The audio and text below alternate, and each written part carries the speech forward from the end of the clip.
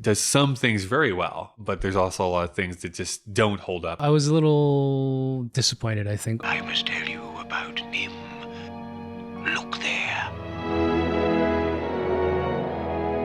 Welcome, YouTube. This is, of course, Kyle and Dave versus the Machine video edition. Yes, we're on video. We are on video live and in color. Technicolor. Panavision Technicolor. Panavision. We're very old. We are talking about the secret of NIMH. What is the secret? You know, it's crazy, Kyle. I didn't know the secret of NIMH. NIMH is an acronym. It is. I don't think very often little dots, little periods are put in between. No. I thought this movie was just about a couple of mice. Mrs. Frisby? Frisby. It was okay. I was a little disappointed, I think, overall.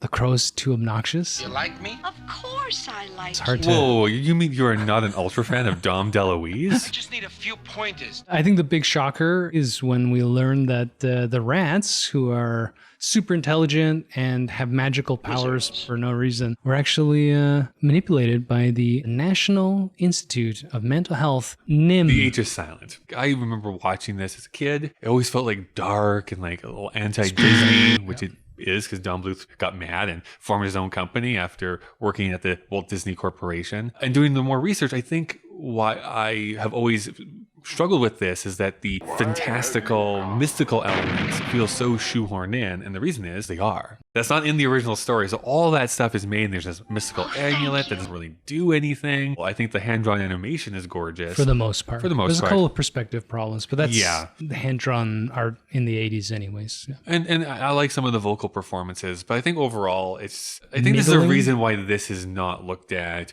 the same level as some of the other Disney classics, even from the 70s. Like, it just does some things very well, but there's also a lot of things that just don't hold up over time. But one of those people is Dom DeLuise. Well, it's just, you know... It's just a type of humor that does not play anymore, I don't think. No, it's weird. It's a movie from the 80s, but Dom DeLuise is a character comedian from like the 40s. It already feels dated even within the context of an 80s film. An example that does work is The Little Mermaid with Buddy Hackett. Buddy Hackett is also an old-time comedian. I have to rewatch it, but I don't If remember you say being one bad word about Scuttle, I will end you, Dave. It's based on a book. Yes. I think in our rewrite class, if they had stayed with the science fiction narrative, this movie would have worked a lot better. But it was required by Don Bluth for this to be magical. And it's what makes this movie fail. I don't think I hated the movie, but it's a very middling movie for me. What we spent a long time debating, is this a kid's movie? Is it not a kid's movie? Right. What does a kid's movie mean? What were kids wanting to watch in the early 80s?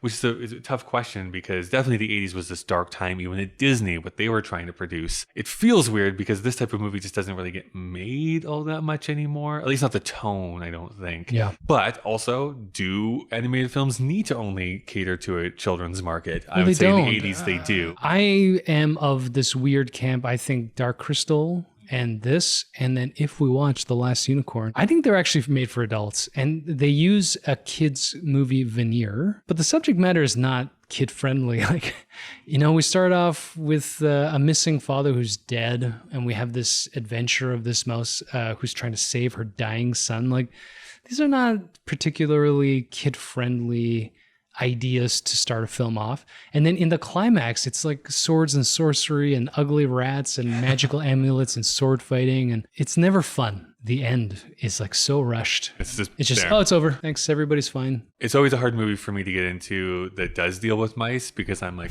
no, thank you. Ratphobic. I'm, What's the official term for that? Mousophobia, I think is what. That's I disappointing. know it's disappointing. Yeah. So that's our thoughts on The Secret of NIMH. Why do you like Disney so much? It's like spearheaded by a mouse. How many movies starring Mickey Mouse have you seen in your entire life? Fantasia, but all of those little shorts, I guess they're not movies. Steamboat Willie, all the Christmas specials. So none is what you're trying to say. I'm pretty sure all of them. Anyways, you can, of course, subscribe to us here. Comment down below what you thought about The Secret of NIMH. Listen to the full podcast to listen to all of our thoughts and backstory and research that we did. Show us the good Dom DeLuise. Just link them down below. Crickets. What's Dom DeLuise famous for? You had something. TV? He did some Mel Brooks stuff. Oh, yeah, Mel Brooks. Mel Brooks stuff doesn't really hold up that well. Whoa, okay. Now we have to start a fight.